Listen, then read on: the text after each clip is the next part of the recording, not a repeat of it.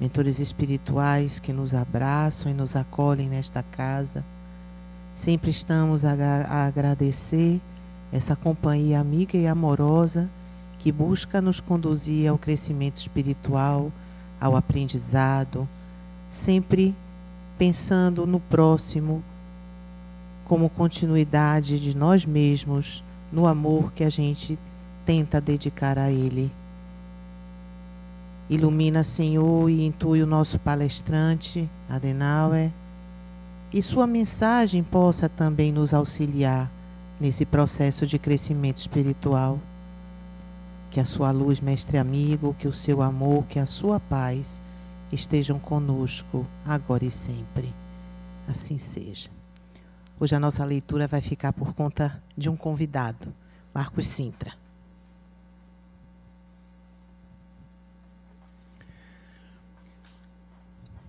Estejamos certos.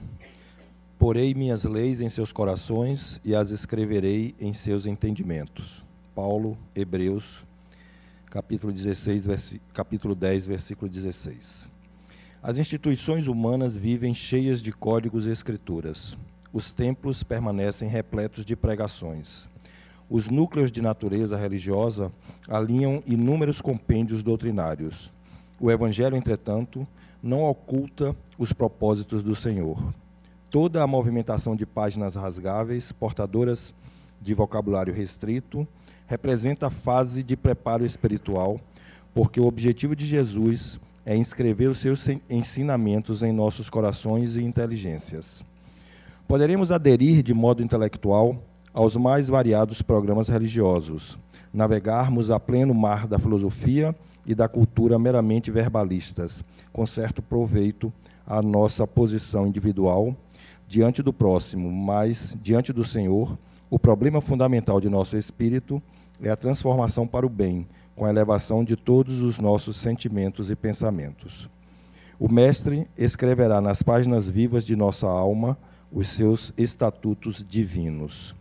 Tenhamos disso a certeza, e não estejamos menos convencidos de que, às vezes, por acréscimo de misericórdia, nos conferirá os precisos recursos para que lavemos nosso livro íntimo com a água das lágrimas, eliminando os resíduos desse trabalho com o fogo purificador do sofrimento.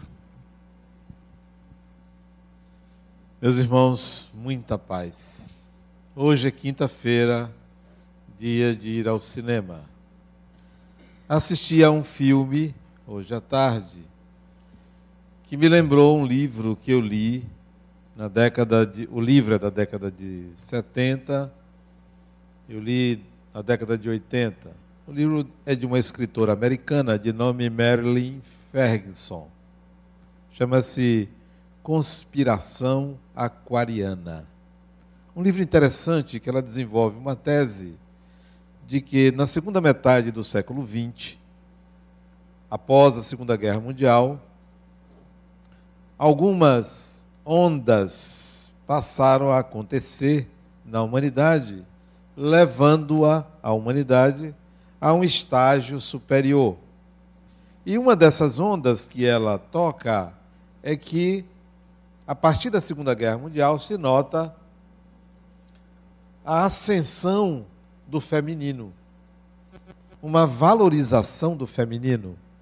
E ela cita quais os paradigmas que passaram a acontecer, que elevaram o feminino a uma categoria melhor do que antes da Segunda Guerra Mundial.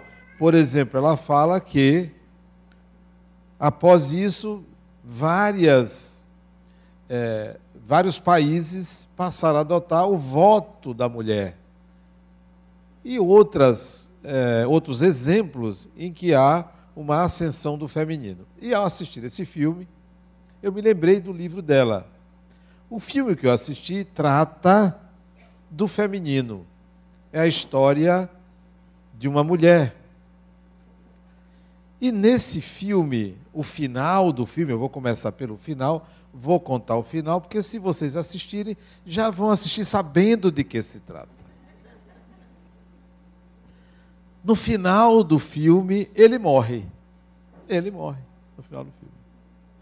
Há toda uma expectativa para que ele não morra, mas ele morre no final, porque é a história dela.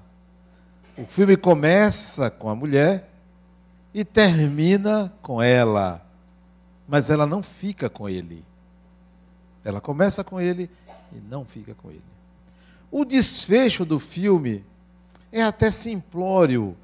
O autor do livro, talvez tirado de um livro, ou o roteirista, não explorou adequadamente o filme, banalizou o filme, trouxe uma história interessante, mas ele perdeu a oportunidade de esclarecer muito sobre o papel da mulher, o significado do feminino na vida de um homem. O filme começa, já contei o fim, né? Ele morre. O filme começa com ele sendo atropelado. Ele é atropelado e fica tetraplégico. Assistiram a esse filme? Chama-se Me Before You. Isto é, como eu era antes de você ou eu antes de você. Trata da história de uma mulher. Só que é a história de uma mulher na visão de um homem. Ela deveria resgatar aquele homem, mas ela foi incompetente para resgatar aquele homem.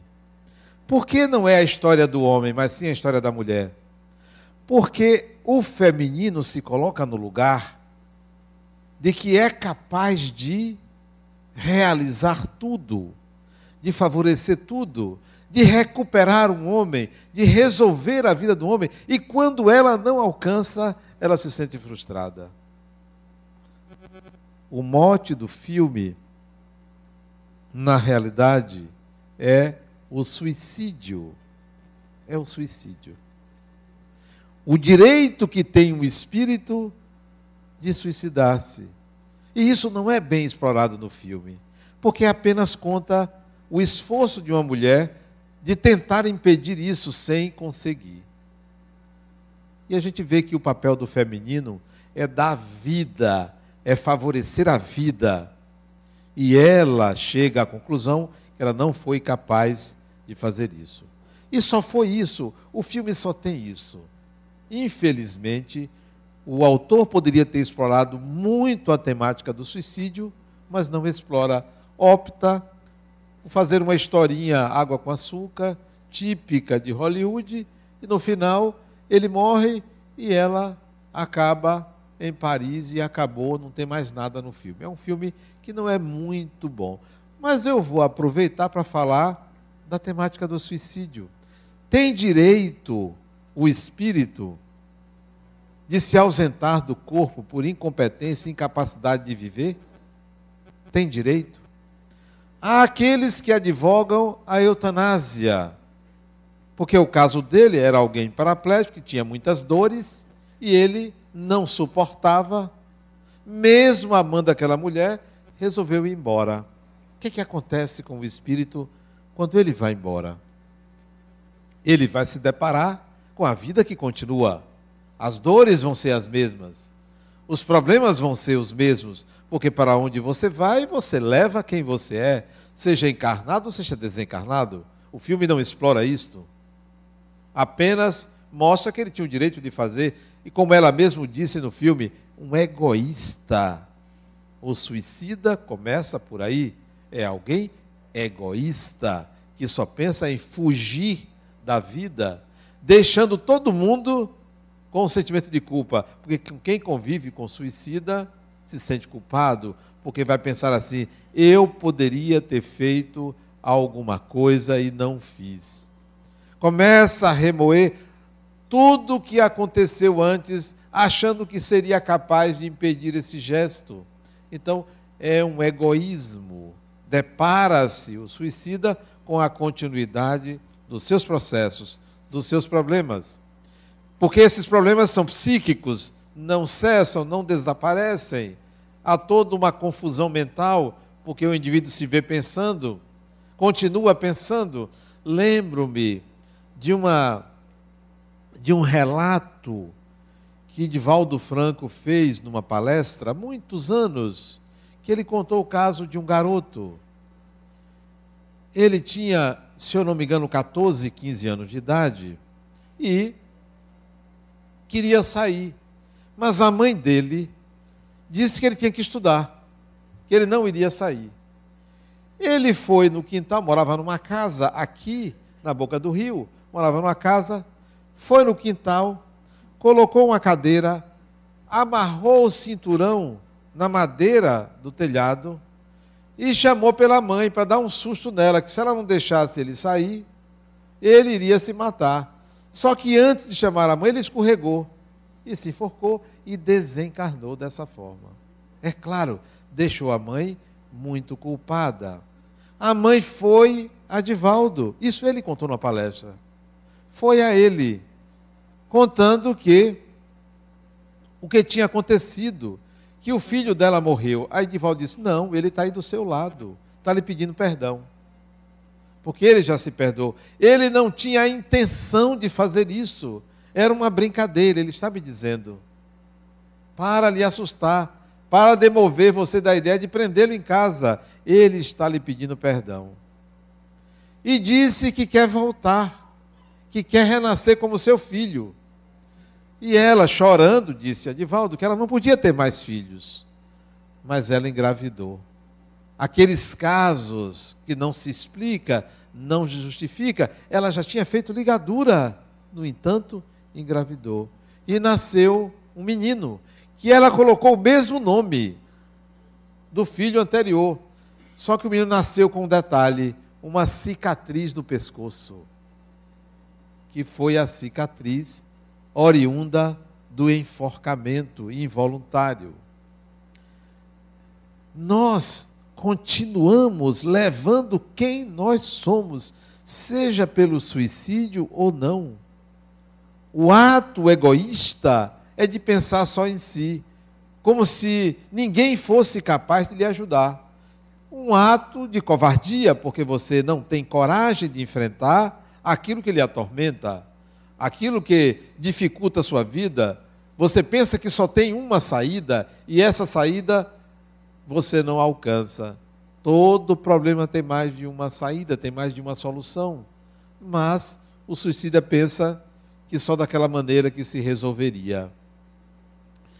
Eu tinha um amigo mesmo, de muitos anos. Ele se endividou muito, devendo milhões. Sabe o que ele fez?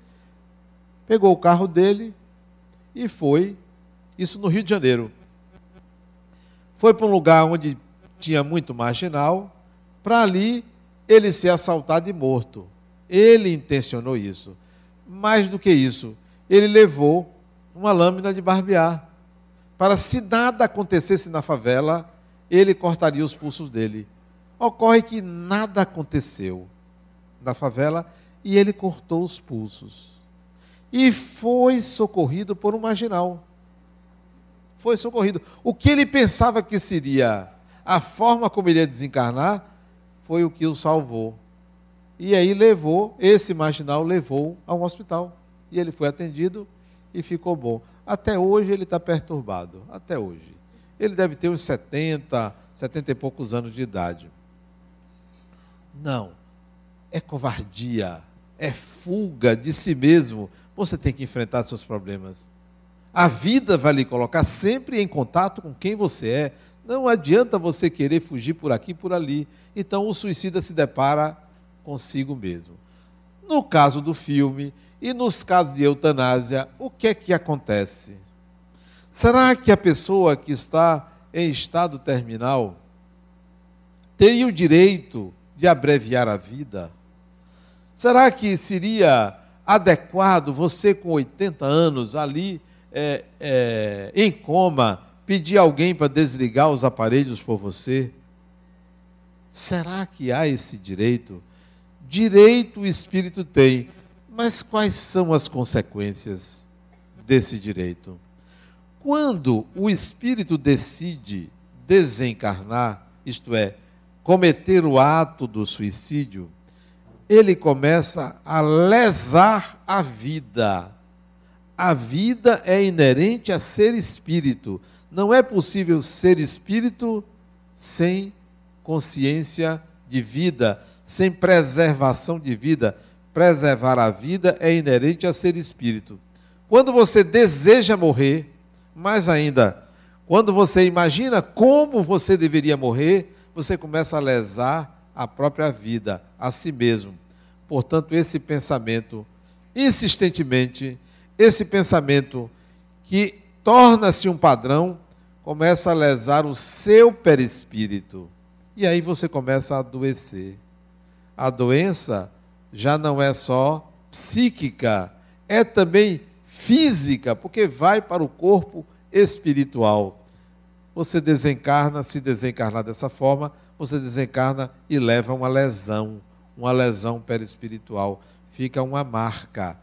A lesão não é só do corpo físico, a lesão é do perispírito. Então, o suicida, seja aquele que fez isso rapidamente, seja aquele que atenta contra a vida durante muito tempo, ele lesiona o seu corpo espiritual.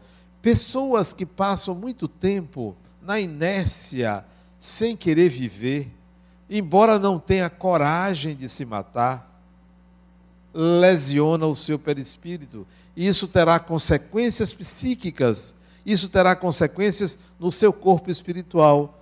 Isso vai atrapalhar a sua vida fora do corpo físico. Então, o suicida, ele lesiona o seu perispírito pelo padrão de pensamento. Não é só pelo ato que ele comete, não é só pela lesão física. A lesão começa no perispírito, a lesão começa pela sua forma de pensar. Daí, todo suicida se arrepende. Todo espírito que comete esse ato, ele chega à conclusão que não deveria. Aí ele volta. Me lembro de outro caso também, contado por Chico Xavier, de um indivíduo que logo cedo, jovem, teve um problema na perna direita e teve que amputar a perna. Um problema que eu não me lembro qual foi, relatado no livro, está no livro Chico de Francisco, que ele teve que amputar a perna, jovem. Tempos depois, ele teve que amputar a segunda perna, as duas pernas. E a doença que ele tinha estava atingindo os braços e talvez precisasse tirar um dos braços. E o pai foi a Chico Xavier e Emmanuel disse ao pai: ele vem cometendo suicídio há muitas encarnações. E nesta, por consequência, lesionou o perispírito a ponto de perder os membros para impedir que ele se suicidasse de novo. Quer dizer, o espírito tinha esse padrão de fugir da vida durante algumas encarnações. Fica a lesão acompanha. Então, não é bom negócio o suicídio, porque o grande prejudicado é o próprio espírito. Dizia-se antigamente que quem se suicida ia para um vale dos suicidas. Essa é uma ideia antiga. Por um livro psicografado por Ivone Pereira, chamado Memórias de um Suicida. Mas esse vale, no mundo espiritual, onde iam os suicidas, hoje não é mais um vale. Instalou-se instituições de amparo a quem comete esse ato insano.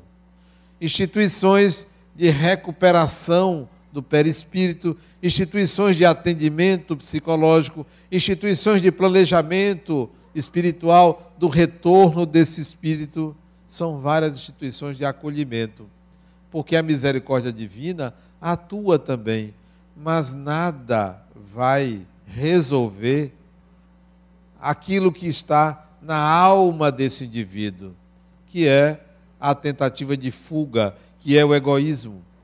Quando um suicida reencarna, ele vai apresentar essas tendências, ele vai apresentar esse medo de que isso ocorra de novo. Que nem você, quando tem um acidente de carro. Quando você volta a dirigir, você fica com receio de acontecer. Você fica mais cauteloso ou cautelosa, fica com medo. O suicida, quando reencarna, quando chega à mesma idade que ele cometeu o suicídio no passado, ele fica com medo de acontecer de novo, porque gera um trauma. Os traumas não são só ocorrências de uma encarnação. Várias encarnações podem nos trazer traumas que se repetem. Uma mulher que teve uma interrupção de uma gestação, na gestação seguinte, ela tem receio de que aquilo aconteça de novo. É natural, é um trauma. E se numa encarnação anterior ela viveu um problema ligado à perda de um filho, na encarnação seguinte, se ela vier engravidar, se reencarnar como mulher, vai ter a mesma sensação ou a mesma possibilidade de perda. Assim é com o suicida. Quando chega a época, ele tem receio de cometer de novo. Precisa de ajuda.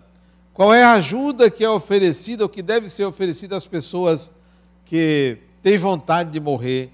Pensam que a morte é a solução para os problemas.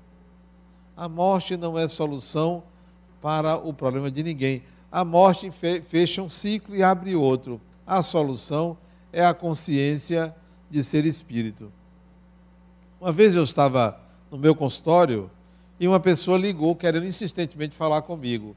E eu estava no intervalo, a menina me entregou o telefone. E ela dizendo: Adenal, eu quero que você me atenda hoje, porque eu vou me matar. Olha, eu disse: criatura, eu não vou lhe atender hoje, porque eu não tenho vaga.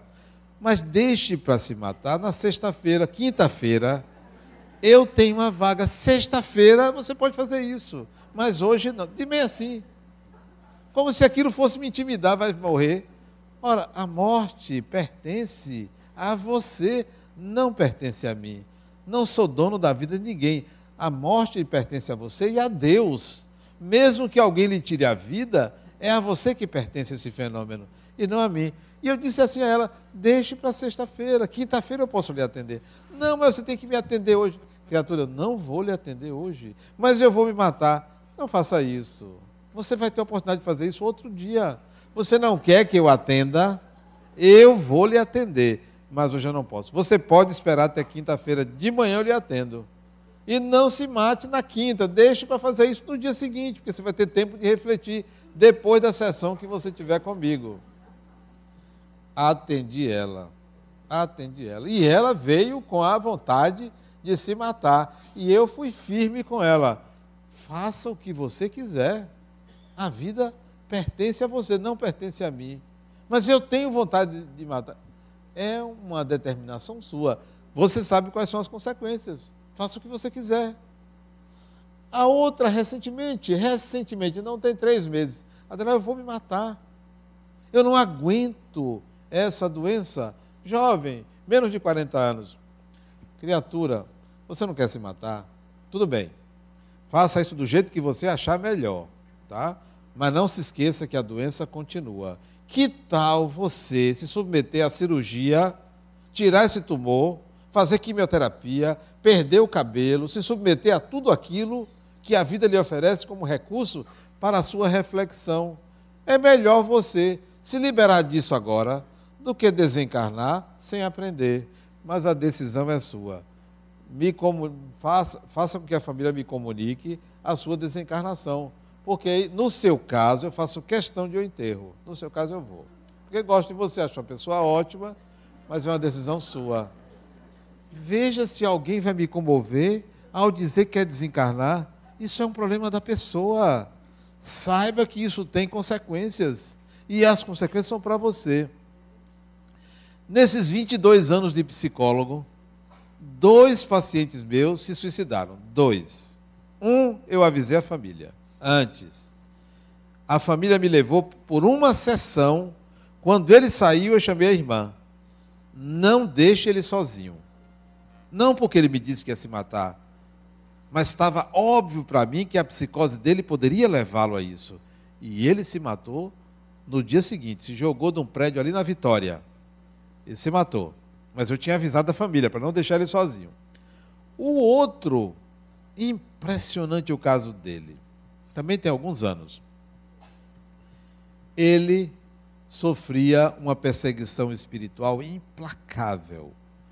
2 espíritos o perturbavam dia e noite, coitado. Já tinha sido internado algumas vezes por não suportar as vozes que o acusavam. E ele tomava uma medicação que o protegia da desencarnação. Uma medicação antipsicótica que ele tomava em dose elevada.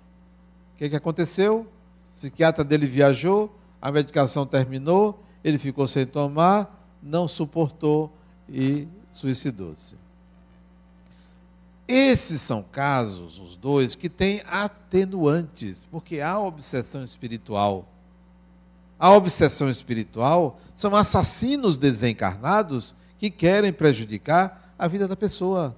Porque assassinos não existem só no plano material, tem no plano espiritual. Espíritos que se comprazem em, por vingança, prejudicar alguém, para que aquela pessoa desencarne. Há atenuantes, mas não livra a responsabilidade do encarnado. Ele vai ter que lidar com o desejo, com a vontade, por mais que seja perseguido por espíritos desencarnados. A consequência sempre será uma reflexão profunda do outro lado e a percepção de que fez alguma coisa que não deveria. Corre o espírito em querer consertar, em querer reencarnar para resolver. Só que não encontra os mesmos personagens, só que vai trazer sequelas da sua desencarnação. Vai ter sequelas. Me lembro também de um caso que eu pesquisei, com Medrado. José Medrado psicografou uma mensagem de um homem que suicidou-se. Ele morava no Caminho de Areia. Até tinha uma moto. E ele estava com dívidas e não suportou a pressão. Ele deu um tiro. Se eu não me engano, foi um tiro no peito que ele deu, se eu não me engano. E ele veio alguns meses depois e mandou uma carta para a esposa dele, contando por que ele fez aquilo, arrependido. E que ele estava em tratamento num hospital de recuperação do perispírito dele. E que iria demorar para aquilo sanar, porque ele ainda ouvia os estampidos da arma que ele usou. Ele ainda se lembrava do momento dia e noite, não conseguia tirar aquilo da cabeça, aqueles dias que ele arquitetou fazer aquilo. O comprar a arma, o se isolar no quarto da casa, esperar que a esposa saísse, que o filho saísse e ele se matar. Então, o espírito tem aquilo reverberando na sua mente e se demora para se recuperar. Quando reencarna, vem o problema, aparece o problema. Se atingiu o sistema nervoso central, geralmente terá problemas ligados à área motora, ligados à área cognitiva. Se atingiu, se foi envenenado, vai voltar com problemas intestinais, gastrointestinais. Se atingiu o coração, virá com problemas graves, cardiopatias graves e por aí vai. Lesionou o corpo físico, vai atingir o corpo espiritual. E é difícil recuperar quando atinge o corpo espiritual. Mas a obsessão é um capítulo quase sempre presente no suicídio. Quase sempre presente. Muito raramente não está presente. Tem um caso também que o espírito Humberto de Campos conta, de uma jovem de 19 anos. Sempre que determinado espírito se aproximava dela, ela tinha convulsões. O diagnóstico era epilepsia. Esse era o diagnóstico médico. Mas o diagnóstico espiritual era a aproximação de determinado espírito. No campo mediúnico dela, isso provocava uma convulsão. Ela não via o espírito. Bastava que ele entrasse na porta da casa dela, ela tinha uma convulsão. Era medicada e aquilo era controlado. Mas sempre que o espírito aparecia, ela tinha esse sintoma que era a convulsão. Pois bem, um dia o espírito adentra a casa, vai ao quarto dela e diz a ela: vá no quarto de seu pai. ela, sem ver, obedece o comando dele e vai no quarto do pai. Abra a última gaveta. Ela abre a última gaveta. Afaste as roupas. E ela obedecendo esse comando. Veja o poder que este espírito tinha sobre ela. Ela afasta, pegue a arma. Ela pega a arma, aponte para a cabeça, ela apontou e se matou. Assassinato a sangue frio desse espírito.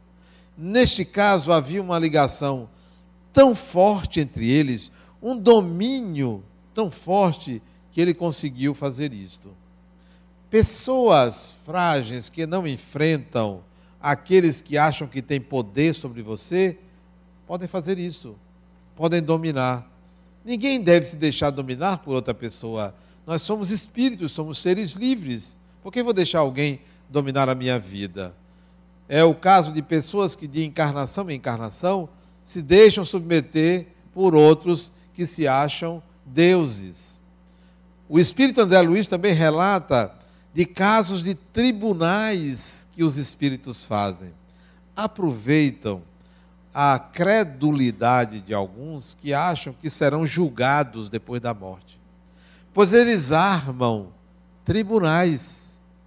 Pega aqueles que se sentem culpados, manietam e levam para esses tribunais. E aplicam as penas a essas pessoas, tornando-as escravas deles, por culpa. E a pessoa acha que ali está diante de um tribunal divino. São espíritos enganadores, como existem muitos aqui que enganam, que ligam para a sua casa e mandam você depositar um dinheiro.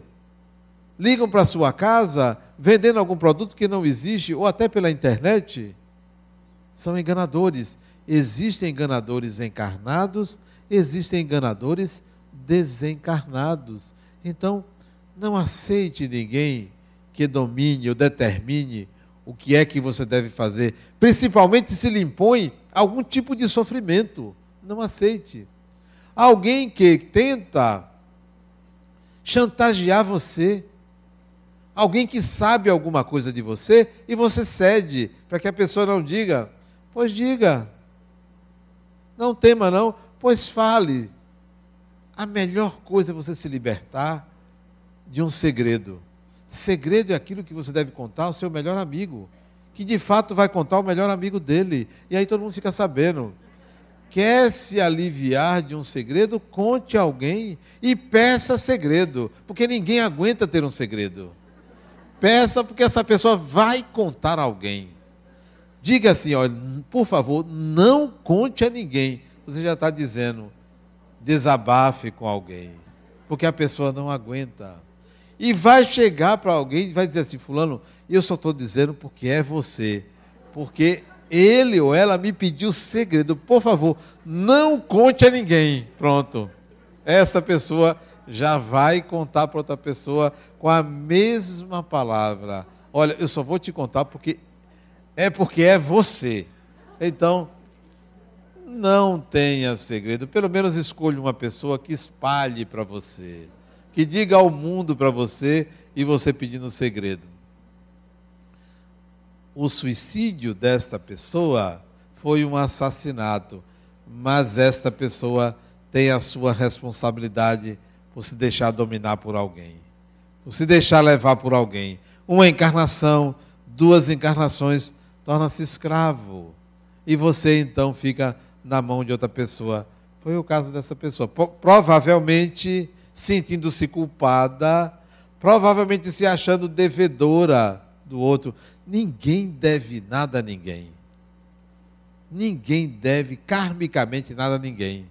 Se você deve, por exemplo, um dinheiro a uma pessoa e essa pessoa desencarnou, a dívida está sanada, né?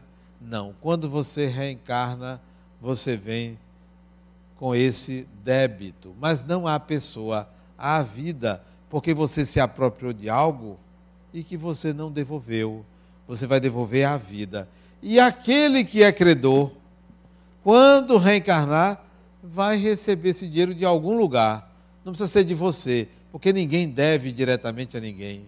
Você não tem que pagar uma pessoa porque você fez algo contra ela. Você não tem que pagar ela.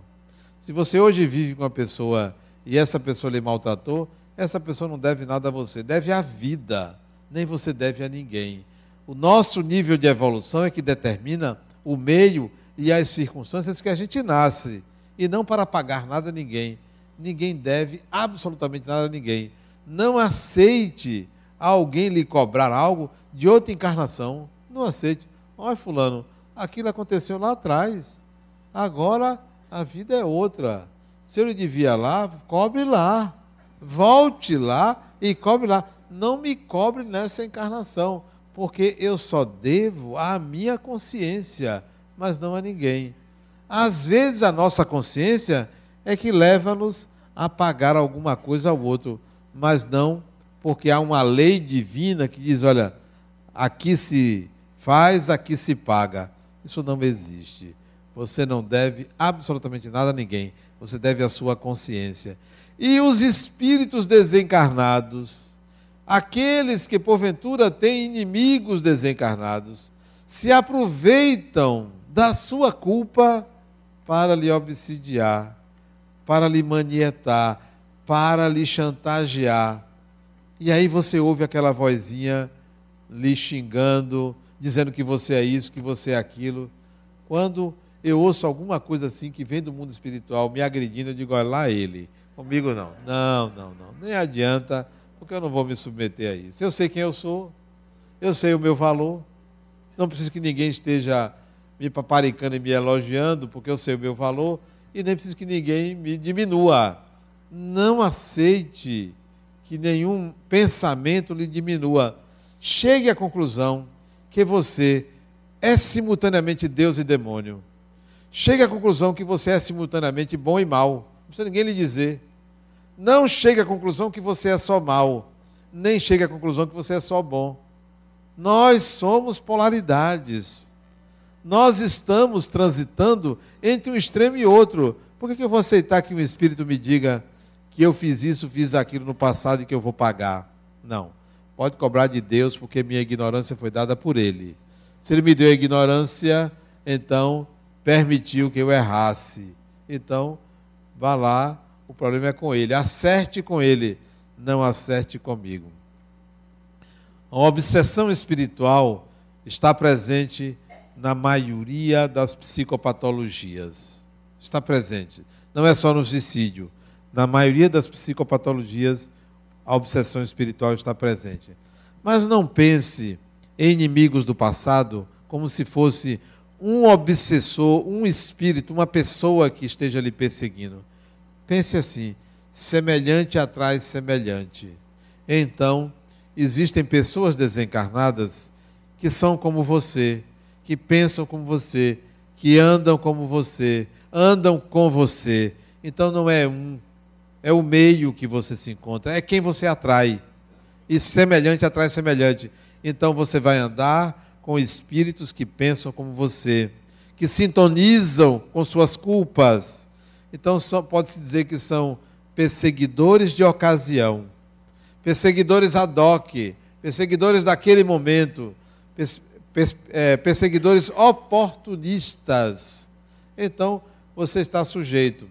Digamos que você tem uma culpa e vai num restaurante. Espíritos que estejam ali no restaurante, que queiram lhe perturbar, acessam você pela culpa. Digamos que você vai numa festa, espíritos que não são os mesmos, espíritos que estejam ali e que vejam a sua culpa, podem lhe perturbar. Você vai ao centro espírita, a mesma coisa, à igreja, a mesma coisa, porque você vive num ambiente semelhante ao que você é. Então isso é obsessão. Não é simplesmente um espírito. Pode ser que tenha, mas é muito raro. Quem aqui tem inimigos nessa encarnação, agora, atualmente? Inimigo que eu digo, alguém que você queira matar, alguém que você queira destruir. A maioria aqui não tem. Então, não pense que você tem inimigos desencarnados, porque você já pensou se todo mundo tivesse um inimigo desencarnado?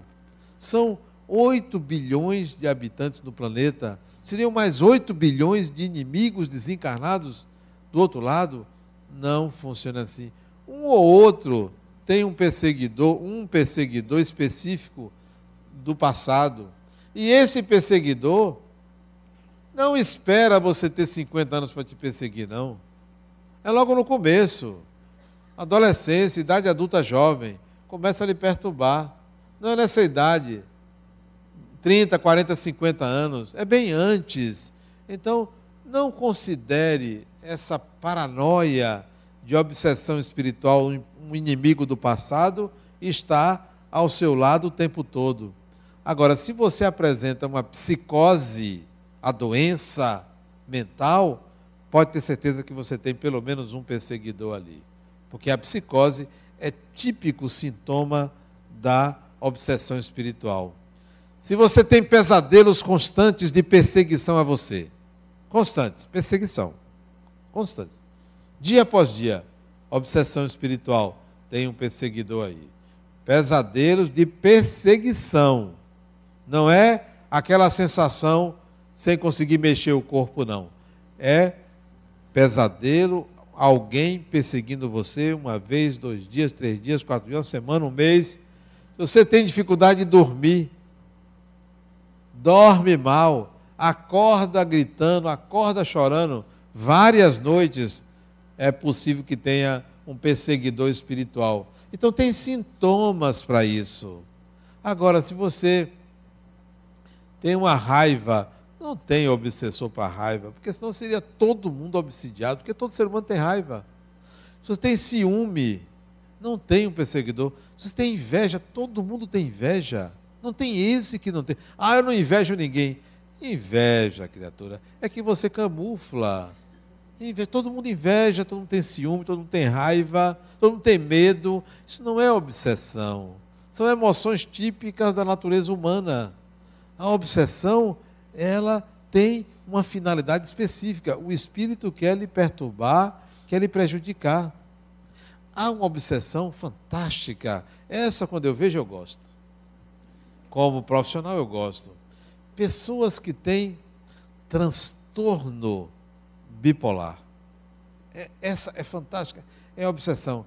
A pessoa passa um período longo de euforia. Longo. Não é 1 dia, 2 dias, não. Alguns meses de euforia. Depois segue-se um período longo de depressão. Em ambos os casos, são intensas, prejudiciais à vida laboral da pessoa. Não é alternância de humor. Ah, eu sou bipolar porque ora eu estou bem, ora eu estou mal. Não, você é confusa, é outra coisa. Não é bipolar. Você é uma pessoa confusa. Bipolar é uma doença grave, séria. É obsessão espiritual, porque na fase de mania, a pessoa entra em fascinação. É a chamada obsessão por fascinação. A pessoa fica fascinada porque pensa uma realidade que não acontece.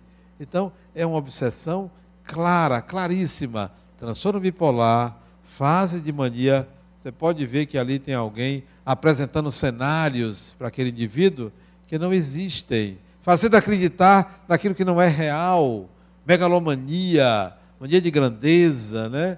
Quer fazer o que não pode, o que não alcança, o que não é capaz, ter o que não é possível. Então, a obsessão está ali clara, é sintoma claro. Psicose, transtorno bipolar, pode ter certeza que tem obsessão. Vejo também a obsessão espiritual em pessoas viciadas em drogas, principalmente o álcool, a cocaína e às vezes a maconha.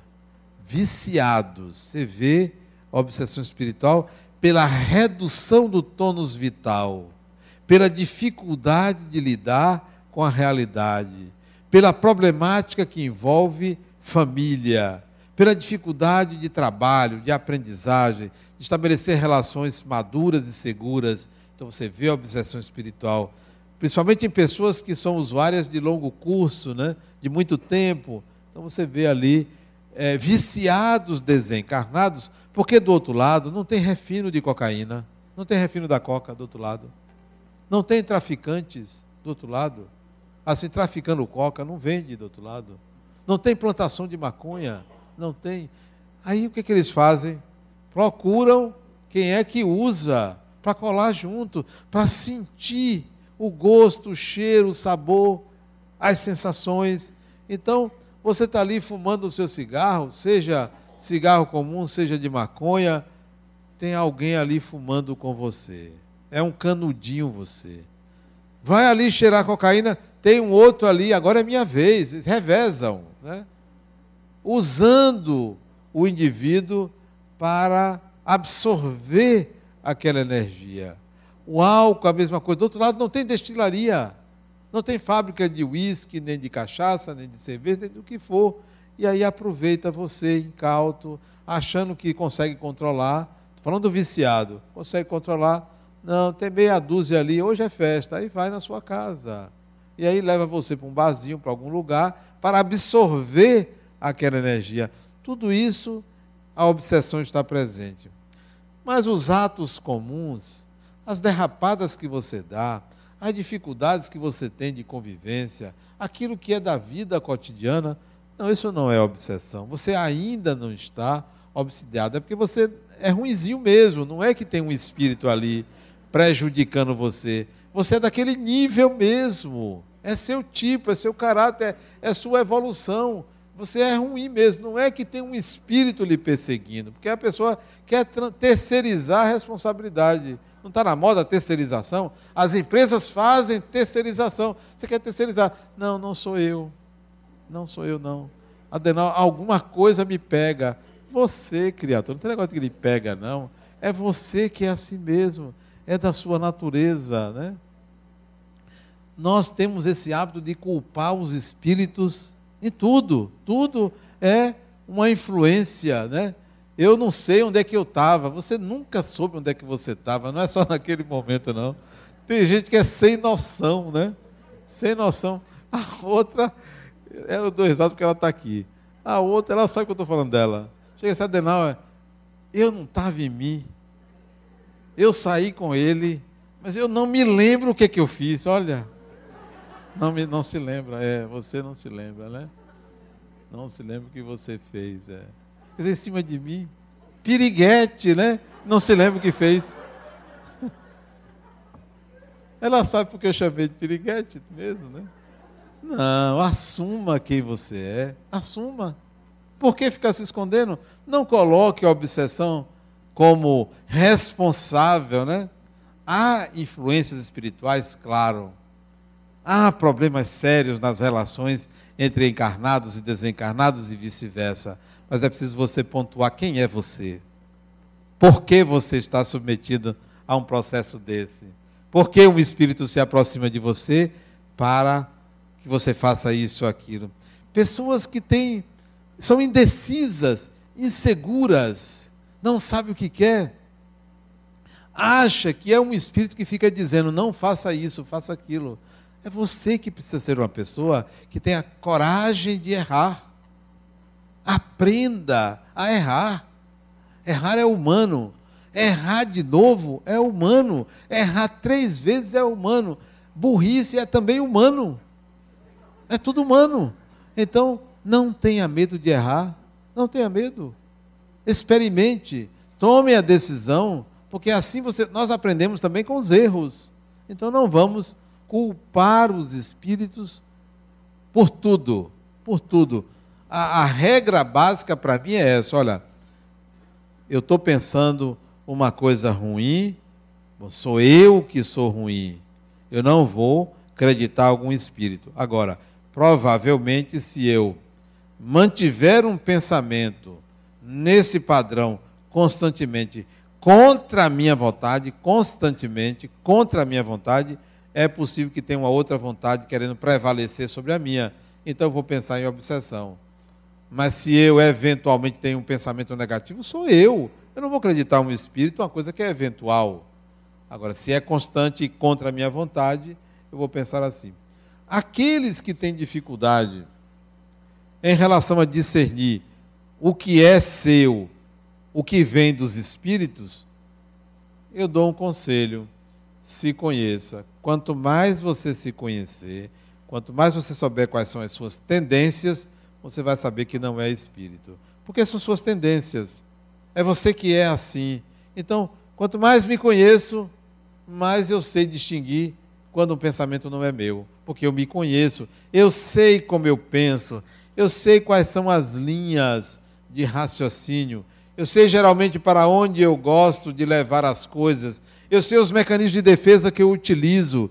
Então, não vou acreditar aos espíritos. Mas quando difere das minhas tendências, opa, isso não sou eu. Isso não sou eu. Eu estou captando alguém, alguma coisa.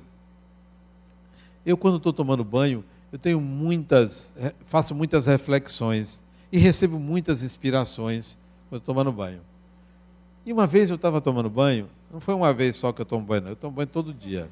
Mas uma dessas vezes, eu não estava pensando em determinado assunto, veio o assunto. Espera aí, isso não sou eu. Fale na palestra hoje.